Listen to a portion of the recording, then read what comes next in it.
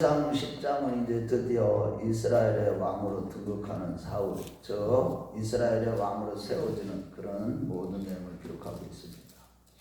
이제 사울이 이스라엘 백성들이 원하는 저 왕으로 초대 왕으로 등극하게 되는데 그 과정을 기록하고 있는데, 먼저 이 사울을 하나님께서 먼저 택하셨어요. 이스라엘 왕으로. 이스라엘 백성들이 원하는 대로 이스라엘 백성들에게, 그것이 아버지 그들이 구하는 동기 자체가, 물론 하나님은 왕을 통해 왕을 세우셔서 이미 구속의 경륜을 성취해 갈 것을 이미 신명기 7장에서 이미 다 보여줬지만은, 그런데 이제 구체적으로 실질적으로 그가 왕이 되는 이 과정을 이렇게 보면, 이스라엘 백성들이 하나님을 진짜 이스라엘의 왕으로 모시면서 믿음으로 살아가지 못하는 불신앙적인 그런 모습을 보였기 때문에 사무엘도 마음이 속상했고 하나님의 마음도 아팠어요. 그래서 하나님은 그들이 너를 버린 것이 아니라 사무엘 나를 버린 것이니라 이러면서 하나님이 그거에 대해서 좀 불편하시기도 말씀하셨죠.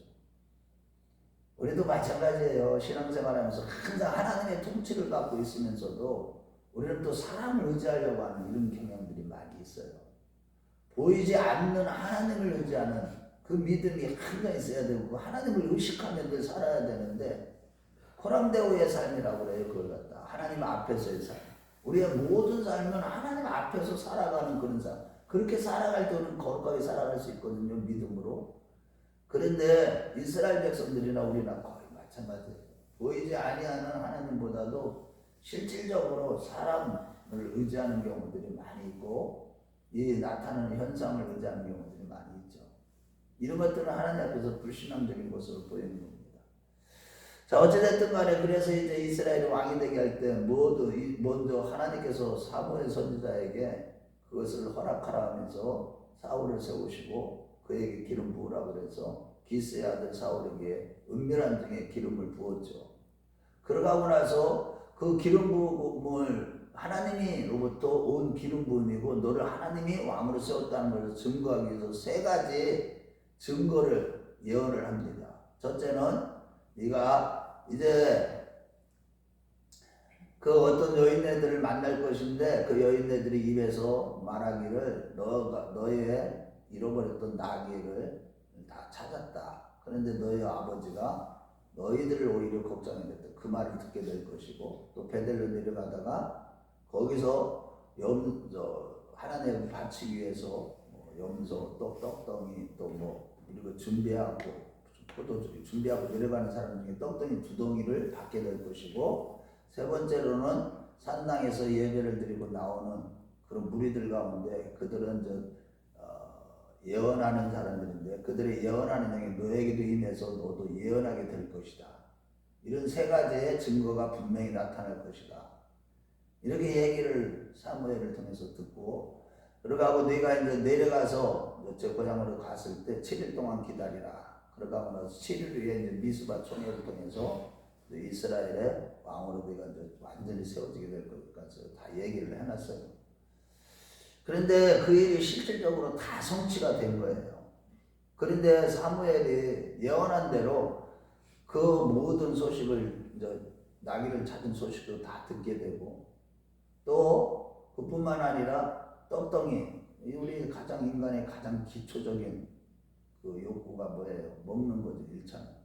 이 먹는 거가 해결이 안 되면 사람은요 별짓을 다 합니다. 그런데 그것을 떡덩이로 얻게 될 것이고, 다 성취가 된 거예요. 예언까지 하게 되고. 그러는데도 우리가 여기서 보면, 우리가 모든 것은 이런 내용들도, 이 세 가지 내용들도 그것도 분석해 보면요, 다 하나님의 주권적인 섭리 안에서 모든 사건들이 일어난 것임을, 그것을 예언 속에서 다 이미 그 의미가 다 드러나고 있죠. 우리에게 먹는 것들도 그래서 하나님이 다 채워주십니다. 먼저 그의 나라와 그의 일을 구하라. 그래야만 이 모든 것을 너에게 더하여 주시리라. 그래 우리가 염려하지 말라는 거예요. 무슨 일이 일어나도. 예수님이 그걸 가르쳤죠. 마태복음 6장 23절부터 34절까지. 그런데 어찌됐든 간에 이런 모든 것들을 확정을 자기가 가졌어야 되는데, 그럼에도 불구하고 그는 어땠어요? 그의 작은 아버지 삼촌으로부터 삼촌한테 너에게 무슨 일이 있었느냐 이거 물어봤을 때, 자기의 염소를 찾았다 하나이다. 사무엘 선지자를 만났는데 그 얘기만 해요. 그런데 영적으로 실질적으로 가장 중요한 게 뭐예요? 그때 상황이 자기에 일어났던 사건이 나라를 위해서 내가 왕으로 하나님께서 나를 기름 부어 세웠다는 이러한 확신 있게 얘기를 하지 못해요. 자기 자신도 그거에 대해서 확신이 없어요. 그런데 실질적으로 사무엘에게 임했던 영은, 성령은 실질적으로 임했던 겁니다. 하나님이 실질적으로 사무엘에게 성령으로 기름을 부었다니까요. 그래서 다윗이 어떻게 했어요? 하나님이 기름 부으신 자를 죽일 수가 없다. 죽일 기회를 2번이나 다 살려주잖아요. 실질적으로 사무엘에게 하나님의 초자연적인 기적적인 역사가 나타났고 하나님의 증거를 분명하게 몇 가지를 다 보여줬어요. 그랬는데도 사무엘은요 확신이 없었어요. 믿음이 없는 거예요. 우리도 어떤 교회 생활을 하다 보면 일시적으로 성령의 충만함 받는 그런 경우들이 많이 있어요. 그렇게 하고 그를 통해서 하나님이 잠깐 동안 하나님이 큰 일을 행하실 때도 많이 있습니다. 그렇지만 더 중요한 것은 성령의 기름 부고 거듭나는 것이 굉장히 중요하지만 그렇지만 더 중요한 것은 그것을 유지하고 성령으로 시작했다가 성령으로 마치고 믿음을 플러스를 해야 되는데 믿음이 자라지 않는 사람들도 있다는 거예요. 성령을 받았는데도 불구하고 이 사울의 경우를 보면 그런 걸 알 수 있는 거예요. 그래서 우리가요 항상 우리 믿음이 있는가가 중요한 거예요. 그러니까 항상 말씀을 가까이 하고 말씀을 듣지 않으면 아무리 나에게 초자연적인 어제 성령의 기름 부음 같은 거 이거 초자연적인 거잖아요. 그 신령한 것을 체험하잖아요. 막 예언이 나오잖아요. 그런데도 여기에 보면 이 사울이 여전히 육신적인 수준에서 머물러 있다는 거죠. 그 속담에 보면 사울도 예언하는 자 중에 있더냐 이런 속담이 나올 정도로 그는요 처음에 성령으로 기름 부음 받아서 예언이 입에서도 나왔어요. 그랬는데도 불구하고 믿음은 없는 거야. 거의 너무나 작은 거야. 그래서 우리가요 항상 은사자들을 쫓아다니고 표적과 기적을 쫓아다니고 이 마지막 때 이런 것들을 조심해야 돼요. 사단의 역사도 같이 악신도 양심이 역사하는 경우가 많기 때문에 그래요. 그래서 중요한 것은 믿음이에요. 믿음. 말씀을 붙잡고 말씀대로 말씀을 절대 신뢰하고 말씀을 의지하는 항상 말씀을 사모하고 말씀과 동행하고 말씀이 내 안에 충만해져서 그것이 믿어지는 믿음. 그래 내 자신이 내가 믿으려고 해서 내가 믿는 믿음은 믿음이 아니에요. 그건 신념이고 그건 우상숭배예요. 믿어지는 믿음이 돼야 되는데 그것은 다른 게 아니에요. 말씀을 가까이 하고 말씀을 들을 때 그 믿어질 때 그 말씀대로 우리는요 행하게 돼요. 내 안에 그것이 깨달아지고 말씀이 깨달아지고 말씀을 간절한 마음으로 받고 그것을 묵상하는 가운데 그래 하나님의 진리를 깨닫고 하나님의 뜻을 깨달을 때 그대로 행할 수밖에 없어요. 우리는 그게 바로 뭐예요? 믿어지는 믿음. 그것을 봐요 하나님이 주신 선물로 이 믿음이 우리를 구원하는 거예요. 그런데 이 사울은요 그 믿음이 없어. 자기를 하나님이 이스라엘의 왕으로 세웠다는 것을 사무엘 선지자를 통해서 그때의 최고의 선지자죠. 이스라엘의 최고의 지도자였죠. 사사겸 선지자였어요. 그에게 기름 부음을 받고도 하고 그를 통해서 예언한 것이 그대로 자기에게 다 이루어지고 자기에게 어떤 확증을 할 만한 것을 다 있었어. 그런데 뭐가 부족한 거예요? 믿음이 부족한 거예요. 그래서 히브리서 기자는 그런 거예요. 히브리서 4장에 보면은 우리가 예수를 믿어도 안식을 얻죠. 예수를 믿으면 이 세상으로부터 두려움 같은 걸 다 물리치고 무서움 같은 걸 다 물리칠 수 있어요. 예수를 믿으면 가장 먼저 주는 게 뭐예요? 마음의 평안이에요. 안식이에요. 그런데 영원한 안식에는 아직 들어가지 못한단 말이에요. 그래서 그때 우리는 뭐예요? 끝까지 믿음을 통해서 영원한 안식에 들어가기를 힘쓰라 그랬는데 우리도 저희와 같이 복음 전함을 받은 자여나 그러나 이 복음이 저에게 유익되지 못한 것은 저희가 믿음으로 화합지 못하기 때문이라. 우리도 마찬가지예요. 뭐 하나님의 말씀을 한번 듣고 성령 체험도 하고 했는데 문제는 교회 생활을 그렇게 했는데도 지옥 가는 사람들이 많이 있는 이유는 다른 데 있는 게 아니에요. 히브리서 기자가 그걸 다 얘기했어요. 히브리서 4장 2절로 가봐요. 저 어디에 보면 빨간색에 보면 히라고 썼어. 히브리서 4장 2절.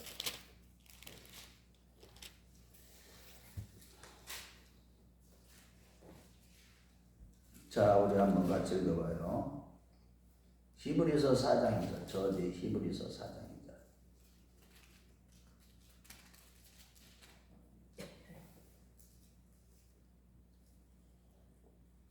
355쪽 있죠. 같이 읽어봐요. 히브리서 4장 2절. 시작. 그들과 같이 우리도 복음 전함을 받은 자이나 들은 바 그 말씀이 그들에게 유익하지 못한 것은 듣는 자가 믿음과 결부시키지 아니하니라. 하나님의 말씀을 들어서 하나님을 체험해서 사무엘을 통해서 하나님의 말씀을 직접 들었어. 그랬는데도 유익하지 못해 사울에게. 왜? 그가 믿음으로 결부시키지 못했다. 화합하지. 이제 개역 한글에는 믿음으로 화합하지 못했다. 믿음으로 반응하지 않았다 이거예요. 믿음으로. 그래서 유익하지 못한 거예요. 이런 것들이. 그래서 우리가요, 어떤 사람들은 보면 한때는 믿음이 대단히 좋은 것 같은데 어느 때는 뭐 믿음 없는 사람하고 똑같이 살아. 다 뭐예요? 매 순간순간마다 항상 믿음으로 살아가야 되는데 믿음으로 살지 못하는 거예요. 이 믿음이 산다는 건 항상 내가 이게 믿어지는 믿음 그것이 있지 않으면 이게 유익하지 못하는 거예요.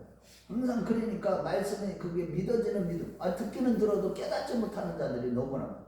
이스라엘 백성들은 목이거든요. 믿음이 왜 안 되는데 믿음을 하지 못하는 이유가 뭐예요? 내 안에 뭐가 가득해서 그래요. 내 안에 나의 자아가 가득해서 그래. 세상으로 살아가는 세상의 재미, 세상의 쾌락, 세상의 부귀영화 이런 것들을 사랑하는 것이 내 마음에 가득하고 자기중심적인 자기가 주인이 되는 그게 뭐예요? 자아가 강한 사람들. 이런 사람들이 믿음이 생길 수가 너무 어려워요. 그래서 우리가요 항상 조심해야 돼요. 손들로 생각하는 자는 넘어질까?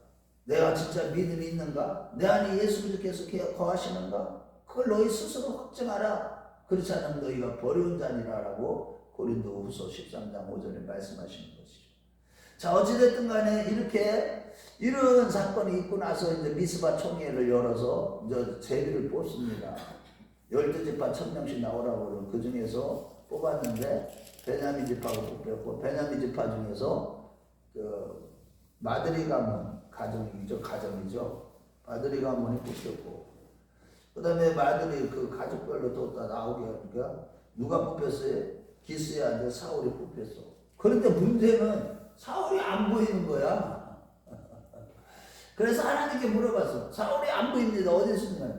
야, 진보다리 옆에 숨었다. 자, 저를 보세요. 이 믿음 이게요. 진짜 하여튼 완전히 이게 누구든지 이 정도가 되면요. 자기가 하나님이 진짜 세웠다 그러고 자기가 반드시 거기에 올바른 반응을 해야죠. 그래, 하나님 나에게 세웠으니까 내가 이스라엘을 진짜 바르게 하나님의 뜻대로 해야지. 감사하면서 나타나야 되는 또 숨는 거야.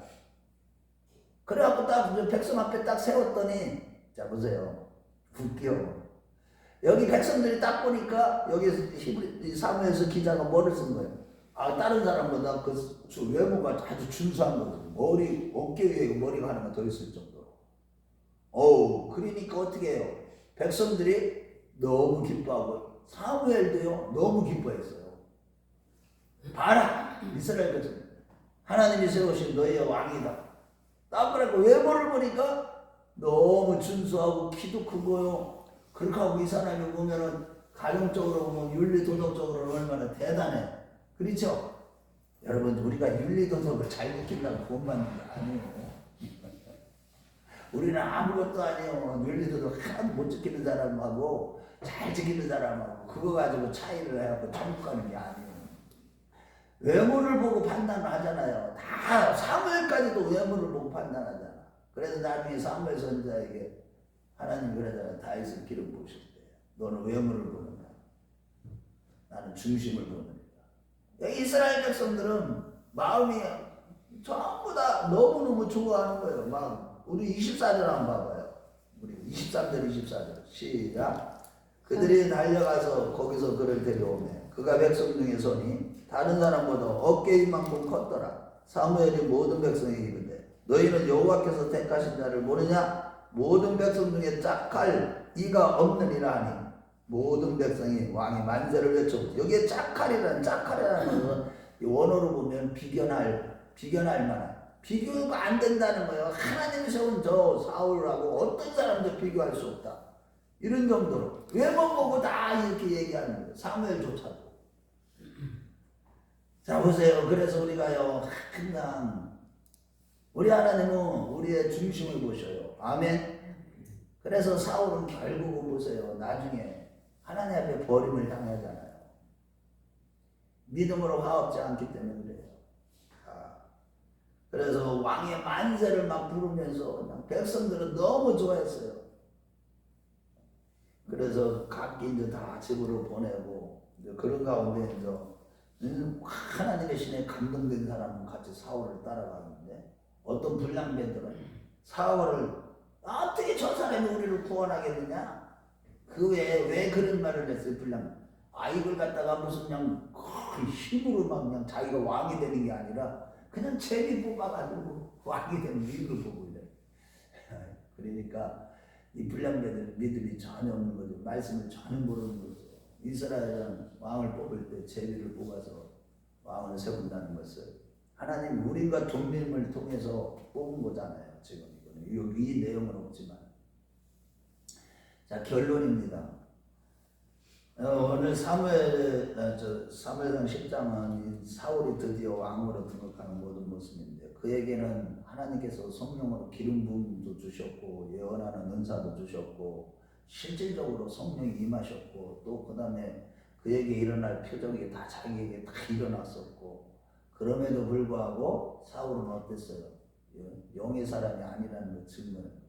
그 속담에도 사울도 예언하는 자중에 있느냐 그랬듯이 그는 하나님 앞에 엄청난 말씀도 들었고 복음도 들었고 은혜도 들었어도 히브리서 4장 2절 말씀에 저희에게 우리도 저희와 함께 복음 전함을 받은 자여나 그러나 그 말씀이 저희에게 유익되지 못한 것은 저희가 믿음으로 화합지 아니하니 믿음으로 결부시키자.